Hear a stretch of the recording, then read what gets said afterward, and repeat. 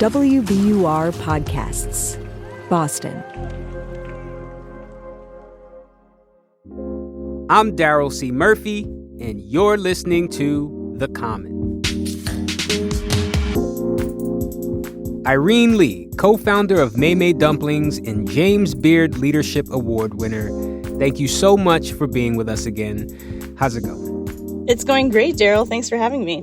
All right, let's jump right in. Last month, you moderated an event at WBUR City Space with local celebrity chef Ming Tsai. A lot of insensitive things were said that night, but it seemed to slide under the radar until earlier this week, you posted a video montage of some of those statements to your Instagram. To say the least, it has caused quite a stir, especially this particular moment. Did you roofie me? You should have. I roofied you. That was just one of the insensitive comments he made, but one that kind of sets the table for the discussion we'd like to have today. Because there's a moment that stood out to me during that interview, and it's when you asked Ming a question about the Me Too movement in our restaurant scene. Do you think that Boston will have a Me Too moment in the restaurant industry? Have we not? Have we not been talking about it enough? I mean, are you saying there's going to be another gigantic fiasco? Yeah, or even anyone held accountable for, anything. Yeah, I mean, I hope every day, right? I mean, Yeah. I can proudly say all my chef buddies around the country, none of us are like that. It's like social media. The bad boys get the press, right? So it's not the whole industry is a bunch of SOBs.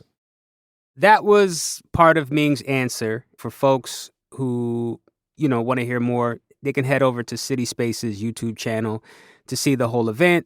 And we should say that Ming has since apologized for some of the comments he made during the event. And, me personally, Irene, I got to say, I watched the whole thing, and you are a trooper. Thank you, Daryl. For sure. Now, Irene, a while ago, we visited you at your cafe and dumpling factory, Maymay. And during that visit, we talked a little bit about accountability in the restaurant industry. And I think this interaction between you and Ming Tsai serves as a good entry point to start a larger conversation about the state of Boston's restaurant scene, where you both work, right? That includes how folks treat one another and why it's so hard to share challenging stories from within this space. Of course, you, Irene, are just one perspective, so I just want to take a quick moment and tell folks listening, if you have thoughts or a story to share, we want to add your perspective to Irene's. Stay tuned. We'll let you know how you can get in touch with us. But first, Irene, can you tell me a little bit about why you decided to share the video on Instagram? Yeah, well, it took me a couple weeks to decide how I wanted to handle it, if I wanted to say anything at all. I know that there are so many people in the industry who have suffered different kinds of abuse. And, culturally, we're not that great at believing victims. And most of these people, they don't have anything on tape. They don't have anything on camera. And that's part of what makes coming forward so hard. And while, I don't think that Ming committed any sort of criminal offense against me, I did feel like, okay, well, we have this on camera and maybe we can start a conversation about it. And I have lots of people in my DMs saying, thank you for sharing this because we need to start practicing accountability. And, I think that Ming's apology is an example of what accountability could look like. But I don't know. There's so many people who have been hurt in this industry. And I want to try to create a safe space or a pathway or be an ally to people who do want to tell the stories about what they've endured. Have you ever worked in a toxic kitchen? No, I haven't. I only worked in one other restaurant before Maymay. And so I think an important piece of this is that these aren't my stories to tell, but I wanted to try to model what it looks like to put yourself out there. And I recognize that I have a lot of privilege in this situation, and that's why I'm able to get into it with folks on the internet. But really, I feel like in Boston, we have some, quote, open secrets about like who's a good guy and who's not. And everyone who works in the industry has their opinions about people, but none of that ever makes the public discourse, really. Now, you mentioned some of these open secrets. Let's take a listen to Boston chef Tiffany Faison during another City Space event hosted by Radio Boston's Tiziana Deering. So interesting in all of the like cultural reckoning and the Me Too movement, we have not had one chef go down in Boston. Because we're perfect? Should we have a chef go down in Boston? Absolutely. Do you want to say anything Multiple, more about that? Absolutely not. Yeah, it's not that we don't have those issues culturally. I will say this, there are still people operating that would shock you. There are chefs that you know and love that have created, built, supported, and live in cultures of abuse in the city. Why do you think it's so hard to get a conversation started about these issues in the Boston restaurant scene? I think there are a lot of reasons, Daryl. I mean, the first is that I think that people who have experienced abuse and mistreatment have worked probably really hard to put it behind them. Many people have left the industry because of what they've experienced. I don't blame anyone for not wanting to wade back into this space that was so toxic for them.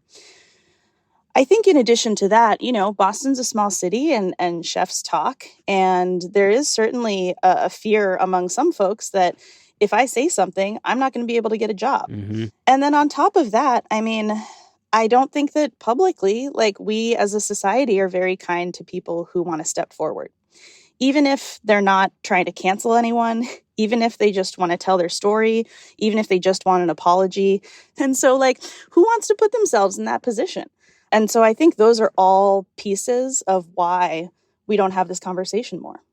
Can you discuss how somebody could lose an opportunity? Is it like if I say something to my manager knows this chef and that chef and this chef, and when I leave this restaurant, they're just going to blackball me or something like that, you know?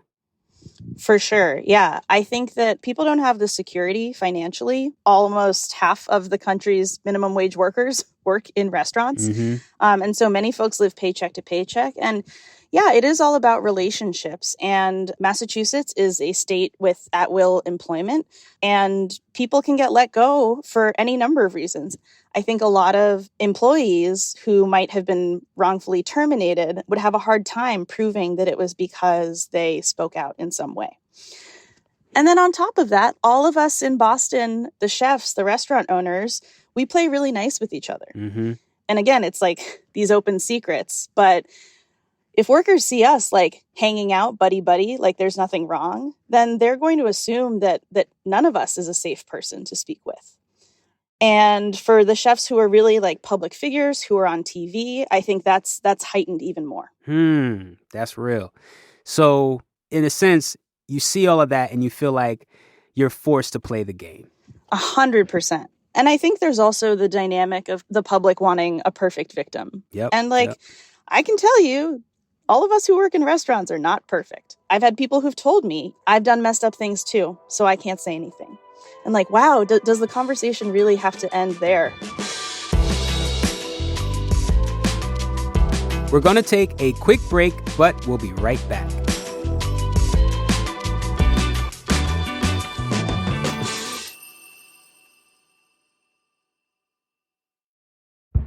Did you kill Marlene Johnson?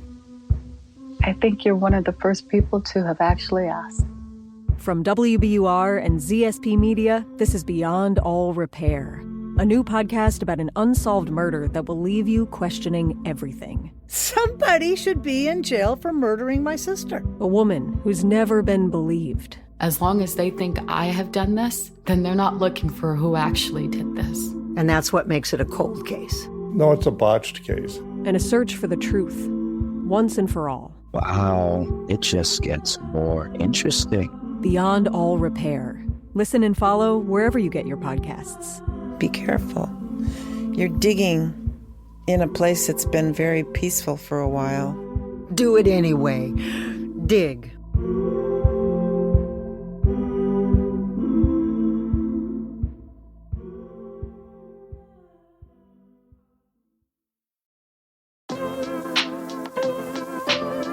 And we're back. When we talk about reevaluating the culture of Boston kitchens, what do you think should be the goal? I do think that we're already starting to turn the corner on having better kitchen environments in a lot of places. Mm-hmm. So I think that's very positive. And it might be that the only thing we as a community can do is just move forward better. Mm-hmm. I don't know that there's any justice for people who have been harmed in the past, but I would like for us to live without this stuff over our heads because it reflects poorly on all of us. For me, this is about the industry at large. It's not about any one victim or survivor. It's certainly not about me. But I want this industry to be strong and vibrant and diverse and equitable and honest. Mm-hmm. I think that's how we end up with the best possible food and dining experiences for everyone. What can we as a community here in Boston do better to get us to a place where these kitchens are less toxic or not toxic at all, right? I love going to restaurants. We're all a part of this restaurant culture. So what can we do to help push the needle and make progress in this regard? Thank you for asking, Daryl.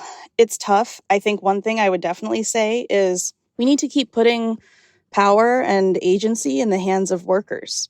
So if you have friends who work in restaurants, ask them if there's stuff they want to share with you. If you see an article about chefs or about something that's going on, write to the journalist and ask them if they talk to any workers. Mm-hmm. And I guess on top of that, I would ask people to keep an open mind about the difference between canceling someone and asking for accountability. I think that many of us don't even know what accountability looks like. Mm-hmm. We've not seen it modeled because we have lots of systems in place that don't really allow for that. Irene, what would you like to see happen next? Oh, that's such a tough question, Daryl, because again, it's not up to me to tell anyone else's story. And I think that for us as chefs, the first step is being honest with each other. Mm-hmm. And I think that whispering, we can do better than that. And I would like to hear more chefs being supportive of workers' stories. I would like us to say as an industry that we are not going to blackball or blacklist people who have spoken out. I think there are a lot of next steps we can take, and it really depends where we're really sitting in this power dynamic, in this ecosystem. And so I think we all have our own job to do. And listeners, like I mentioned earlier, we want to keep this conversation going, but we cannot do this without your help. If you have experience working in the Boston restaurant scene and have a story or you have thoughts on this episode, we want to hear from you. It doesn't matter if you're a chef, a server, a dishwasher, a busser. We want to talk to you. So you can reach us on Instagram, Twitter, or TikTok at WBUR The Common or by email at thecommon@wbur.org. And Daryl, I would ask, for those of us who might be thinking about calling in with a story, could you share what that road might look like for them? What that would look like is we're going to hear you out. You don't have to go on record with anything you don't want to. But if you do, we would do our due diligence to verify everything you're saying. We have to be very careful about how we put that information out. Yeah, and we might ask you a lot of questions and ask you to repeat stuff to make sure we got it right because we want to get it right. It's not an easy process for everybody, but it is a necessary one to get us to where we all need to be. Thank you, Daryl. And I would encourage folks listening, I personally, Irene Lee of Maymay, I'm here to support during what can be an even more challenging time than enduring whatever you endured in the first place. But really encourage people to take control of their story and to utilize the Commons' help in doing it. Well, Irene, thank you so very much for taking the time to talk to us about this very important topic. Thank you so much, Daryl. Great to be with you. That's Maymay Dumplings co-founder and 2022 James Beard Leadership Award winner, Irene Lee. And that's our show for today. Thanks so much for listening to The Common. I'm Daryl C. Murphy, and I'll talk to you tomorrow.